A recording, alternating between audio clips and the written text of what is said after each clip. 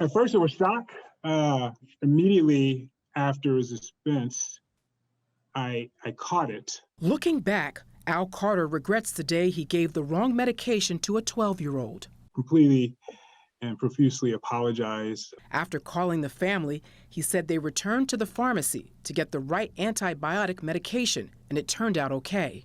It was one of those things where it was myself and another pharmacy technician in there, the two prescriptions, two different patients sitting right there because I knew they were waiting, and I grabbed the wrong one to give to the patient. Carter, who is now the executive director and CEO of the National Association of Boards of Pharmacy, says similar packaging and names of prescriptions are the most common causes of medication mistakes. I think it's truly oversight. We found study after study after study revealing how major medication errors have disrupted lives. According to a 2017 study published in Clinical Toxicology, there are nearly 1.5 million medication errors each year in this country. That's one every 21 seconds. The researchers looked at calls to poison control centers and found most of the errors included taking the wrong medicine, the wrong dosage, or accidentally taking a medication twice. Heart medication mistakes accounted for more than a fifth of errors. Why do you think these medication errors are still happening? Does it come down to the doctor's fault or the pharmacist or both? You know what? I think it's a little bit of both. Patients like Amanda Payne Lindsay, who never imagined it would happen to her. My life was terrible and I was suffering. For 4 months, she said she went back and forth to different doctors, trying to diagnose her symptoms. I felt like I had heightened depression, heightened anxiety. Finally, Payne Lindsay discovered she was taking the wrong medication. She said she was supposed to get a specific birth control. Instead, she was given a different combination of hormones. I didn't think twice about it being in packaging. I didn't think twice about checking the name of what I was taking because my physician prescribed it. The pharmacist acknowledged what it was.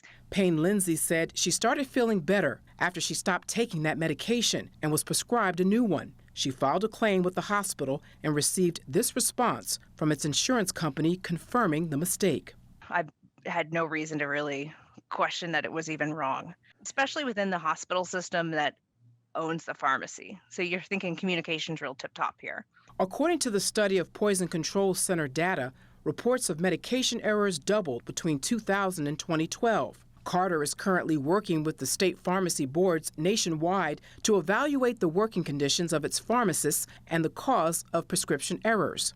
Our boards aren't necessarily going after them in a disciplinary standpoint, but more of a just cause so that they can educate them on different things or different trends that they're seeing. Carter says the state pharmacy boards in Arkansas, Oklahoma, and South Dakota have voluntarily documented mistakes and determined causes to help their board inspectors address workload issues and prescription errors. A big change in recent years is the electronic medical records. It might seem to be an added layer of protection, but NYU doctor Danielle Ofri, who's written books on medical mistakes, calls EMRs a double-edged sword. On the one hand, the electronic medical record, the EMR, has eliminated the handwriting problem, which was a huge problem. But Ofri says with electronic medical records, some medications get put on and never go away, and they were, 2 years ago or something, so we have that problem.